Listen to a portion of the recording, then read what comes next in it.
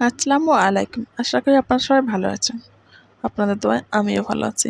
আজকে একটু সকাল সকাল ঘুম থেকে উঠতে পারিনি, কারণ প্রচণ্ড বৃষ্টি হচ্ছে সকাল থেকেই। ঘুম থেকে উঠতে লেট তো হবেই, তাই না? এখন আমরা চা খেতে বসে পড়েছি। আজকে আমার শাশুড়ি চাল ভেজেছে। চাল ভাজাটা আমি অনেক পছন্দ করে খাই। দেখুন বৃষ্টি কতটা পরিমাণে বৃষ্টি হচ্ছে। এখন ৯টা বাজে কিন্তু বৃষ্টি থামেনি। এতটা পরিমাণে বৃষ্টি হচ্ছে যে ঘর থেকে আমরা বের হতে পারছি না। আর এদিকে আমাদের সিঁড়ির অবস্থাটা দেখুন। সিঁড়ির উপর যে ছামচাটা থাকে সেটা এখনও পুরোপুরিভাবে ঠিক করা হয়নি।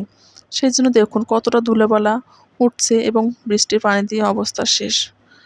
কী আর করার, আমাদের ঘরেই বসে থাকতে হচ্ছে। বাইরে যাওয়া তো বন্ধ হয়ে গেছে, তাই না? আর এগুলো হলো গাছে বানানো বেল। এর শরবত খেতে আমার অনেক ভালো লাগে, কিন্তু আমার ব্লেন্ডারটা যেহেতু নষ্ট হয়েছে সেই জন্য এখন পর্যন্ত বানাতে পারিনি। কাঁচার জিনিস এইভাবে সঙ্গে সঙ্গে পাকা পেরে খেতে অনেক মজা লাগে, তাই না? আমার মনে হয় কিনার চেয়ে গাছের যে ফলটা পাকে সেটা খেতেই বেশি মজা হয়। আমার মতন কে কে পছন্দ করেন কমেন্ট করে জানাবেন। আর এগুলো হলো গরুর খাবার। ভুট্টা যারা চাষ করেন তারা তো জানেন, এগুলো মেশিন দিয়ে ভাঙার পর নিচে একটু গুঁড়া গুঁড়া থাকে, এগুলোই গরুর খাদ্য হিসেবে ব্যবহার করা হয়। যেহেতু আমরা ঈদে 4টা গরু বিক্রি করব, সেহেতু তাদের তো খাওয়ানটা ভালোভাবে দিতে হবে না? খাওয়া দাওয়া ঠিক না হলে তারা কীভাবে তাজা মোটা হবে? সেজন্য এগুলো মেশিন থেকে গুঁড়া করে নিয়ে আসা হবে। এখন একটু বৃষ্টি থেমেছে। আমরা যেমন বৃষ্টি আসলে ঘরে ঘরে থাকি, সেমন পশু পাখি সবাই, তাই না? দেখুন কবুতরগুলো, সকাল থেকে বৃষ্টি হচ্ছে কিন্তু ওরা কেউ খেতে পারেনি। কেননা ওরা ওদের রুম থেকে বাইর হতেই পারেনি। এখন যেহেতু বৃষ্টি থেমে গেছে, সবাই কত সুন্দরভাবে বের হচ্ছে খাওয়ার জন্য। কেননা ওদেরও খিদে পেয়েছে, ওরাও খাবে।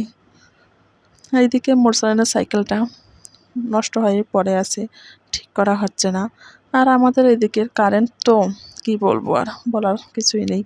সেই সকালবেলা বৃষ্টি হওয়ার আগেই চলে গেছে। এখন 12টা পার হয়ে গেছে কিন্তু কারেন্ট আসেনি। কী এক অবস্থা বলুন তো, কারেন্ট ছাড়া কি চলে? এই যে আমার আইপিএসটা তো চার্জ নেই, যদি কারেন্ট না থাকে কীভাবে চার্জ হবে? আমাদের গ্রামের কারেন্ট এরকমই, শুধু যায় একবার, আসার কোনো নাম নেয় না। গ্রামের তুলনায় শহরের কারেন্ট হয়তো এইভাবে যায় না, আমাদের এদিকে এরকমই। এদিকে আমি আমার এক চাচির বাড়ি আসলাম। দেখুন ওদের চুলাটা কীরকম, ও এখানে রান্না করতেছে শুটকা দিয়ে আলু, কী দিয়ে দিয়ে না কী দিয়ে যেন চুলাটা বানিয়েছে বুঝতেই পারছি না। আর এই শাকগুলো কে কে খেয়েছেন আমাকে বলবেন। এগুলো পাটা শাকের মতোই দেখতে, কিন্তু পাটা শাক না। এইভাবে রান্না করে খেতে অনেক মজা, তাই না?